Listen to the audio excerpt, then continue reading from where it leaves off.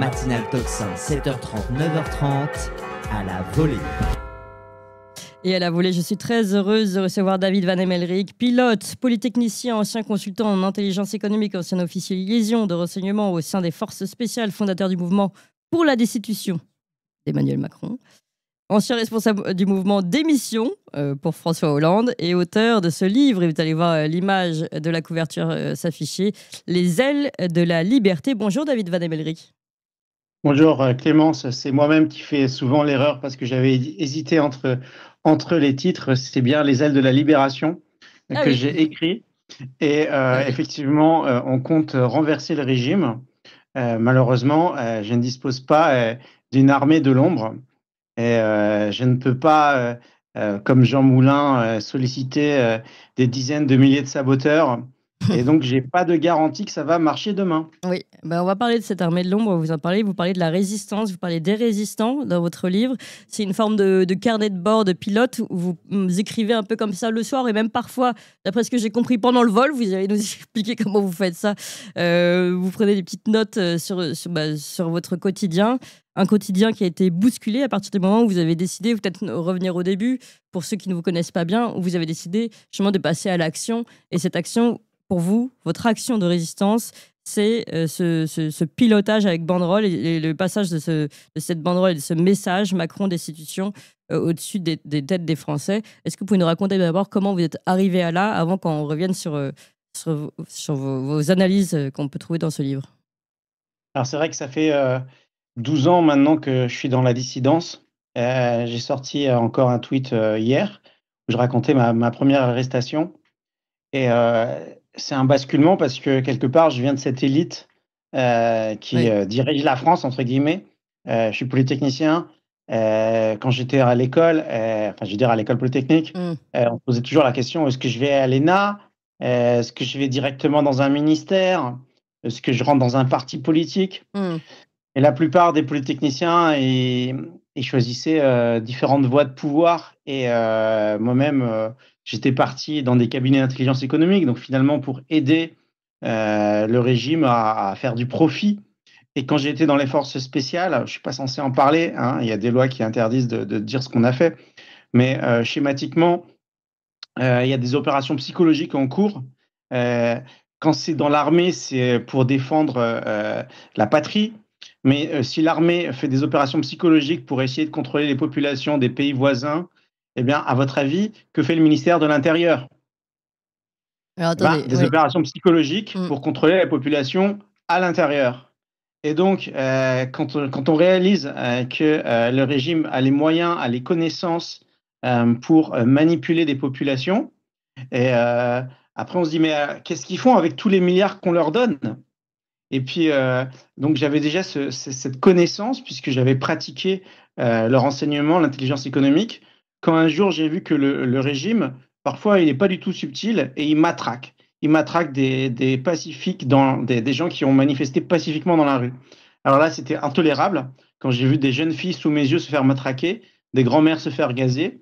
En 2013, je suis rentré en dissidence et petit à petit, j'ai utilisé mes connaissances de pilote, de polytechnicien, pour innover, pour inventer finalement ce procédé qui consiste à prendre un ULM pour faire de la dissidence avec une banderole qui fait le tour de la France. Voilà. Oui. C'est devenu mon activité parce que, si vous voulez, quand vous avez goûté à la dissidence et quand votre, entre guillemets, valeur ajoutée, pour paraphraser votre intervenant précédent, c'est d'essayer de changer le cours de l'histoire, même avec une probabilité proche de zéro, on est d'accord. S'il y a une chance sur 1000 que ça marche, une chance sur 10 000, une chance sur 100 000, mais de changer les 100, 200 prochaines années pour 60 millions d'habitants, on parle d'une valeur ajoutée qui se chiffre 10 fois plus que la fortune de Elon Musk.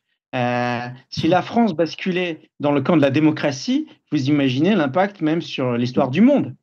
Parce qu'aujourd'hui, la France fait le travail de Davos, ou 10 fois pire, parce qu'elle légitime.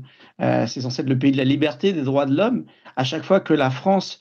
par exemple, si on prend l'exemple des Jeux Olympiques, le satanisme érigé en valeur de liberté, c'est un peu caricatural. Enfin, voilà, c'est comme ça que j'ai basculé.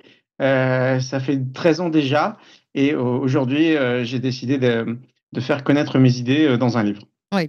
Alors, on va revenir sur toutes ces idées, mais il y a beaucoup de choses que j'ai découvert. On va revenir aussi sur des anecdotes assez terribles, hein. Notamment, vous avez été arrêté en Ukraine. Alors là, pour le coup, je pense que ça rigole pas en Ukraine, les prisons, donc on va revenir là-dessus.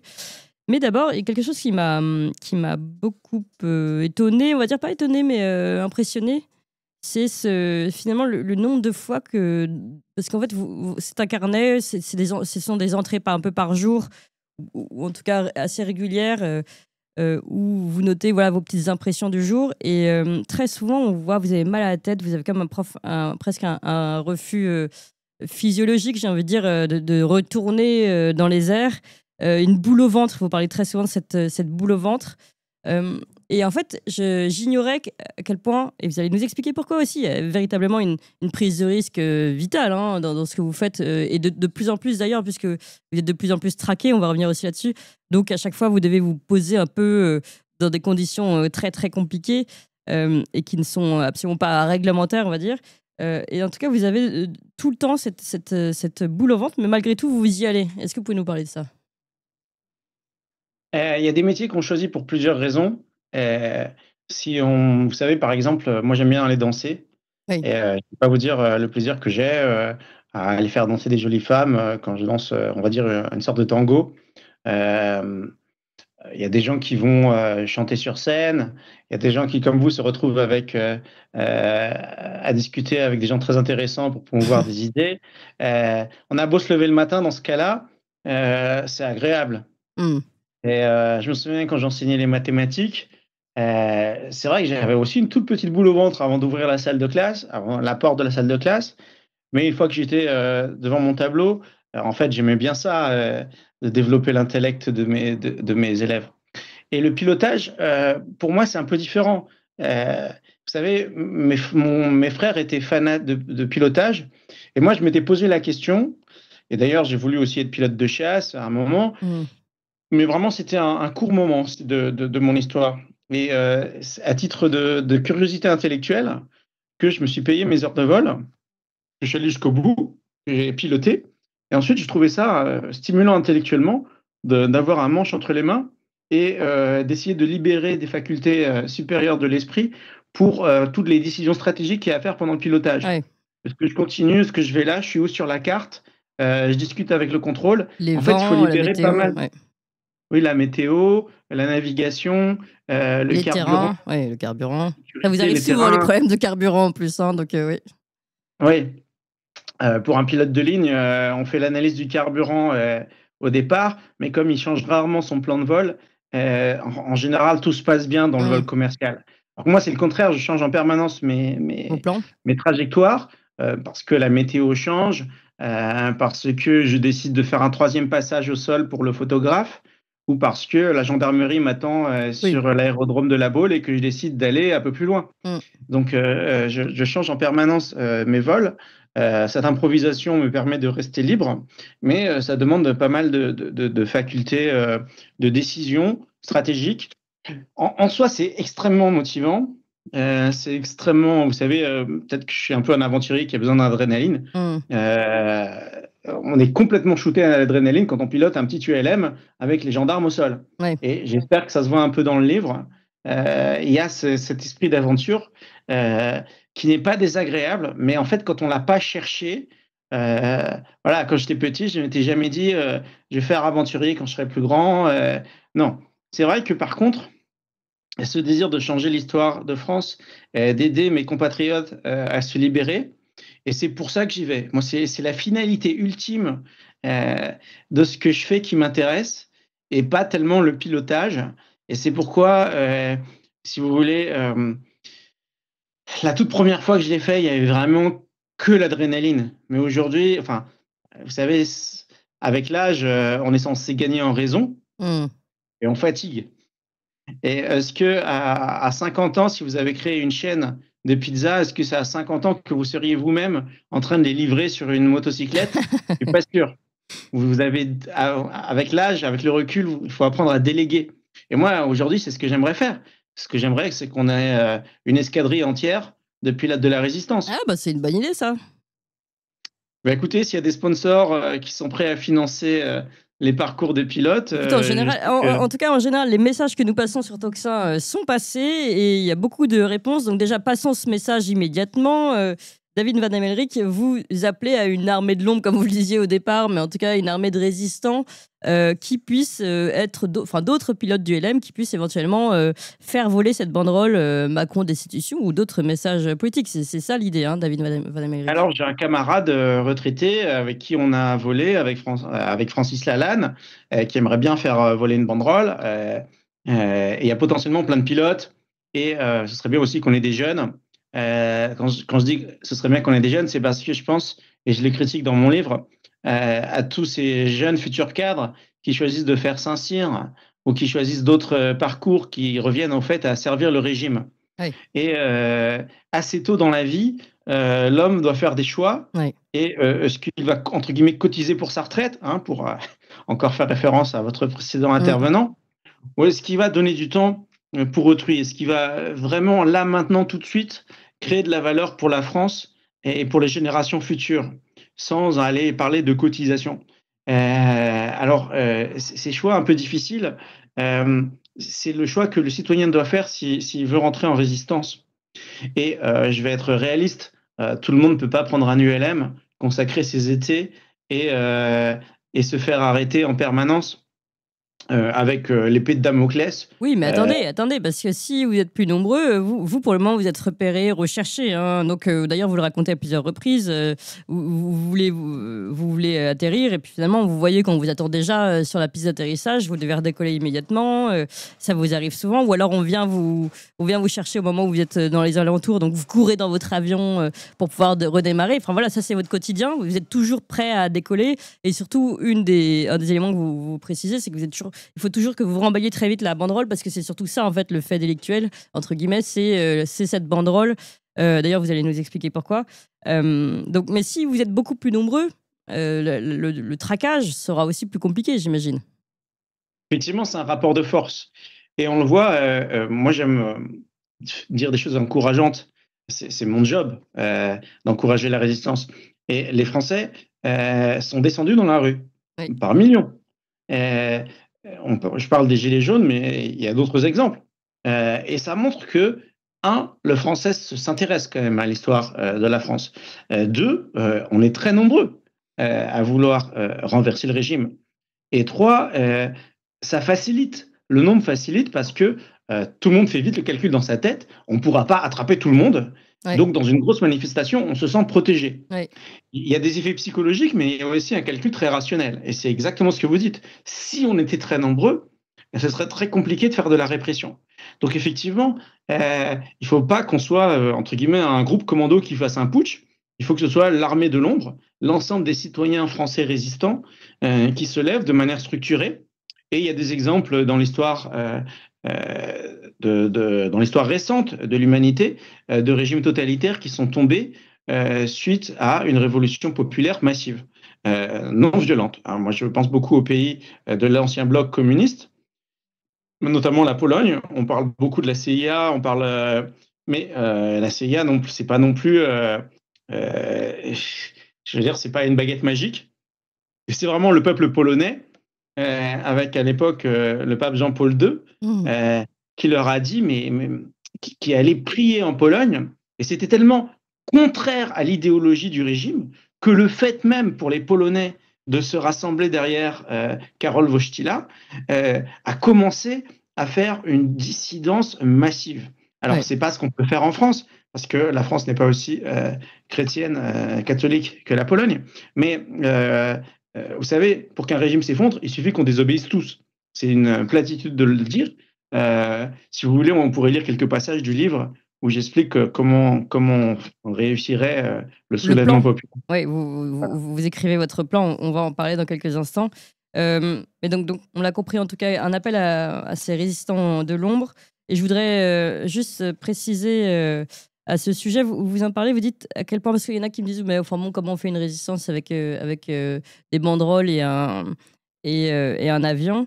Vous montrez à quel point c'est stimulant et à quel point finalement il y a tout un réseau qui s'organise autour de vous, à quel point les gens qui vous accueillent sont, comment dire, ultra motivés par votre apparition, par votre vision, et que finalement ça permet aussi de fédérer, et que c'était aussi ça qui est important. C'est beaucoup plus important que ce qu'on croit, et entre guillemets juste la vision d'une banderole, même si déjà ça éveille les consciences.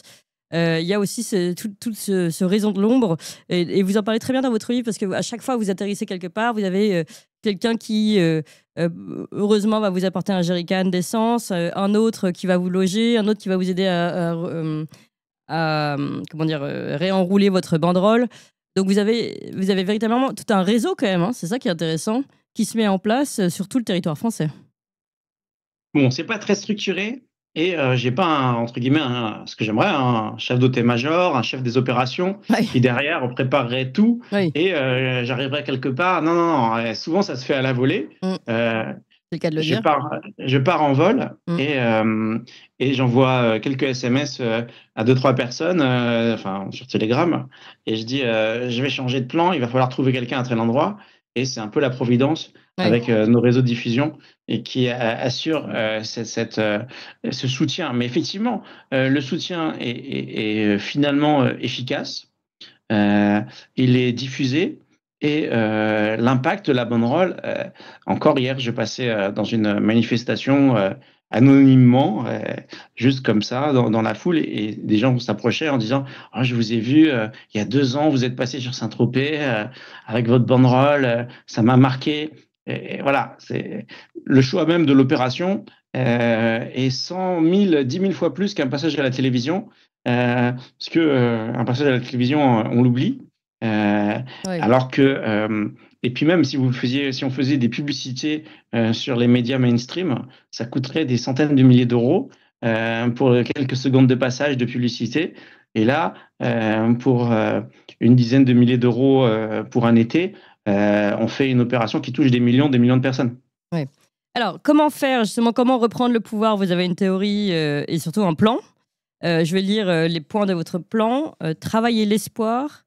Se convaincre soi-même, s'investir, point 1. Ensuite, augmenter son efficacité individuelle et collective, point 2. Point 3, un immense réseau, c'est cellulaire. Et puis, point 4, je ne sais plus combien j'en suis là, bref, les techniques pour discréditer et renverser un régime. Enfin, c'est la guerre, dernier point. Est-ce que vous pouvez nous expliciter chacun de ces points? Bon, on est là, je pense pas pour 2 heures. J'ai choisi un petit passage. Alors, oui, un petit peu moins de 2 heures. J'ai choisi un passage à la page 84 qui pourrait donner plutôt envie de lire et expliquer un peu comment on détruit plutôt que de faire un résumé un peu sec. Voilà. Donc, je continue. On veut détruire le régime. Ou mieux, récupérer les piliers pour construire un nouvel État, débarrasser au maximum des turpitudes, de la corruption et des idéologies antidémocratiques. Mais évidemment, même si on avait des kalachnikovs, je dis avec un clin d'œil, on n'en aurait jamais assez. Le potentiel de violence du régime est illimité. Dès les premiers stocks, le régime nous désignerait comme un groupuscule terroriste et la population applaudirait la saisie des stocks. Admettons même qu'une voie militaire, par exemple, suivre un général providentiel et l'armée à la rescousse puisse réussir.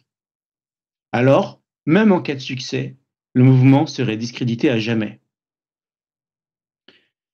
Alors, je ne vais pas vous laisser... c'est un extrait d'un échange avec un ami et j'explique par élimination les voies qui ne marcheraient pas. La révolution violente, ça ne marcherait pas. Et j'explique un peu plus loin et à beaucoup de reprises ce qu'il y a de commun dans une révolution qui marche, c'est que le régime est discrédité. Et que le policier qui va matraquer, il arrête de se dire je fais un bon boulot. Si le policier qui va matraquer, dans sa tête, il se dit je suis un collabo, c'est terminé. Parce que au bout d'un moment, sur les centaines de milliers de policiers, il y en aura 10 000 qui voudront plus obéir. Mais je vais vous dire, il y en a beaucoup déjà des policiers qui veulent plus obéir. C'est pour ça d'ailleurs qu'il y a beaucoup de suicides ou de démissions. Sauf que bon, il y en a qui pensent à leur salaire. Ça, c'est peut-être lié aussi aux conditions. Vous savez, l'insécurité en France, le régime n'est pas que antidémocratique, il est aussi inefficace. Ça va souvent ensemble. Une dictature ne se soucie pas vraiment du bien du peuple. Et cette insécurité pèse sur les policiers parce qu'on les accuse de ne pas réussir leur travail. Mais c'est pas seulement ça. C'est pas seulement qu'ils réussissent pas leur travail parce qu'on leur donne pas les moyens et que c'est difficile et qu'ils s'en prennent plein la figure. Et à ce titre-là, souvent, ils ont le soutien de la population. Mais ils comprennent pas pourquoi ils n'ont pas le soutien de la population. Ouais. Et en fait, il faut aller un cran plus loin. Il faut qu'ils aient envie, à défaut de le faire, il faut qu'ils aient envie de retirer leur soutien au régime. Parce que si ils avaient envie massivement de participer à la révolution, il n'y a pas forcément besoin de le faire. Ce qui se passerait, c'est que dans les réseaux de renseignement du régime, au ministère de l'Intérieur, il y aurait des notes dans tous les sens. On n'a plus confiance dans la police. On n'a plus confiance dans la gendarmerie. C'est infesté de résistants. Et quand ces notes remonteraient dans la hiérarchie, ils iraient tous changer leurs pantalons tellement ils seraient souillés de leur Oui. peur. Voilà, Oui. je ne vais pas faire un dessin, Oui. mais quand le régime ne se dit pas je peux maintenir l'ordre, enfin ceux qui conçoivent de l'ordre, et quand ils ont peur du citoyen, on trouve de moins en moins de collabos dans ces cas-là. Et dans ce cas-là, le régime s'effondre. Ouais. Un jour ou l'autre, le tyran se dit on ne peut pas assurer ma sécurité, je vais prendre mon hélicoptère et me réfugier à Baden-Baden. Et si tout d'un coup, les médias qui avaient conscience que le régime était une dictature dans ce scénario, montrent ce qui s'est passé, la foule descend en liesse dans la rue et tout le monde fait sauter le verrou et il passe de l'envie de désobéir à la désobéissance et à la construction d'un nouveau régime. C'est comme ça que ça se passe, une révolution. Et il n'y a pas forcément besoin de couper les têtes. Couper les têtes, c'est juste une technique ultra violente de discréditer l'ancien régime. Oui.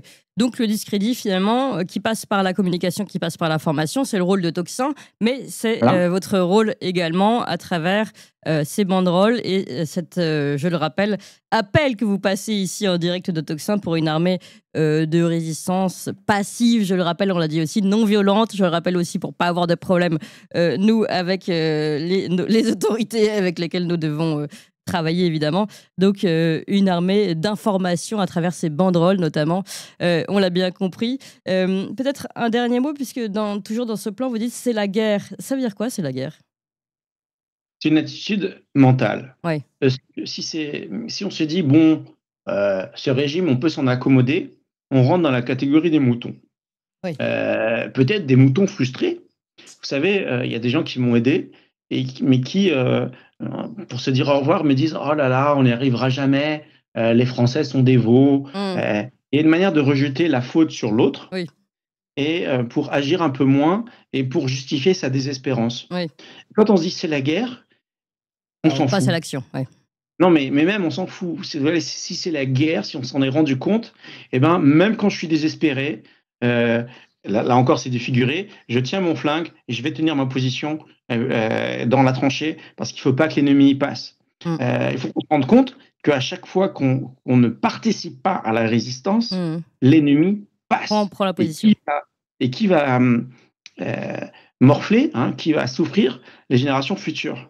Et les générations futures, dans 2-3 ans, ce que je veux dire, c'est que ça va être toujours pire. Si vous voulez, il y a des prophètes de malheur, tels que, je sais pas, Philippot ou d'autres qui disent l'euro numérique, etc. Et ils ont raison. Ça participe du réveil de la population d'annoncer le malheur qui vient. Mais au bout d'un moment, il faut prendre acte de cette information négative. Digérer, ça veut dire c'est la guerre. Ça veut dire se responsabiliser. Voilà, c'est la guerre. Le gouvernement veut notre mal. Voilà. Et donc, je tiens ma position et je recule pas. Je recule pas. Ça veut dire que si j'ai réussi au moins à désobéir sur tel et tel point, je vais pas aller un point plus loin.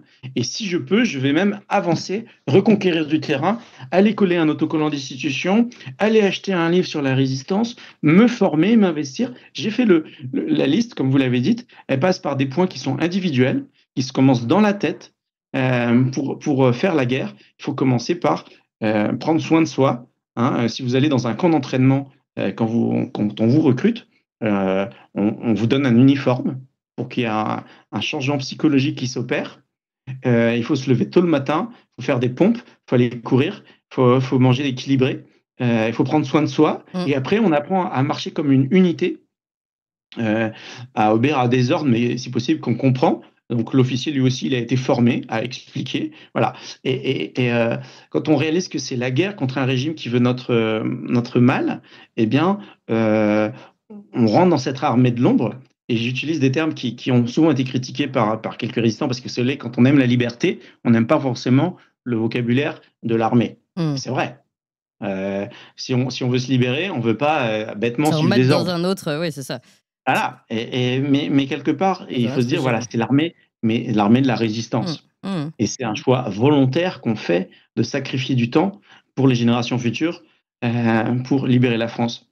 Et voilà, donc c'est un parcours de liberté. Moi-même, aujourd'hui, ben voilà, j'ai moins d'argent que si j'étais chez Total en train Un peu moins, d'aider oui. à creuser des puits de pétrole, un polytechnicien qui ferait, je sais pas moi, 300 000 euros à l'année. Voilà, aujourd'hui, je vis avec la moitié d'un SMIC. On peut pas demander ça à tout le monde. Mais on peut tous tenir sa position et essayer de faire un pas en avant. Parce que si tout le monde fait un pas en avant, le voisin, chacun voit, oh, les camarades font un pas en avant. Et il s'opère ce mouvement de foule. Vous savez, on est le raz-de-marée de la Révolution en France, l'endroit où il allait le plus en avant. Il y a eu la manif pour tous, 1 million de gens dans la rue, mais les gilets jaunes, ça a été incroyable en termes de nombre. Hein, et on peut critiquer d'autres choses, mais le nombre était là. S'il y avait eu de l'organisation et de la motivation radicale dans la tête, c'est la guerre, on fait tomber le régime, on aurait gagné. Donc il faut se former. Parce que si les Gilets jaunes avaient été formés, si on avait été structurés en petites cellules, on aurait réussi à discréditer le régime et les forces de l'ordre n'auraient, entre guillemets, pas été fiables et les collabos seraient partis. Merci beaucoup David Van Emmelrich. Je rappelle le titre de votre livre, Les ailes de la libération. On va le voir ici à l'antenne immédiatement. Et puis je rappelle aussi que d'ailleurs cet ouvrage, et vous me confirmez, il est gratuit sur le site destitution.fr et donc vous avez un site où on peut retrouver toutes les informations, donc ce site-là. Alors le site, on le propose avec une contribution libre. Parce que ce qui compte, c'est qu'il soit vraiment diffusé au maximum. On a donné un prix indicatif parce qu'évidemment, on a des frais d'impression et puis que j'aimerais bien aussi financer le mouvement. Oui. Mais on ne veut pas que ce soit un obstacle. Oui, je veux pas que ce soit un obstacle à l'information. Si quelqu'un peut seulement financer les frais d'envoi, eh bien, on lui envoie. Si quelqu'un souhaite l'avoir vraiment gratuitement, on peut toujours lui envoyer un PDF. Et si quelqu'un veut, en revanche, vous soutenir un peu plus, ce qui est toujours le bienvenu, on l'a bien compris, hein, eh bien, il peut le faire aussi, c'est le bienvenu. Et toutes ces informations sont sur le site, on l'a dit, destitution.fr. Merci beaucoup, David Van Emmelrich. Bon courage en tout cas. Et puis, vous nous donnez des nouvelles de cette armée de la résistance et des banderoles. Merci encore. Chers amis, n'oubliez pas de vous abonner à la Gazette du Tocsin sur tocsin-media.fr/gazette. Vous savez, tous les jours, Valentin vous écrit dans votre boîte mail, vous recevez le meilleur de la matinale. C'est un courriel, donc impossible à censurer par le système. C'est condensé, c'est fait pour ceux qui n'ont pas le temps ou qui préfèrent lire, tout simplement. C'est aussi une version courriel qui peut être partagée. C'est spécialement conçu pour être transféré en un clic. Bref, c'est la version efficace pour pouvoir diffuser au mieux nos idées et les véritables informations. Pour recevoir gratuitement la Gazette tous les soirs, inscrivez-vous donc tout de suite sur tocsin-media.fr/gazette, tocsin-media.fr/gazette. À bientôt.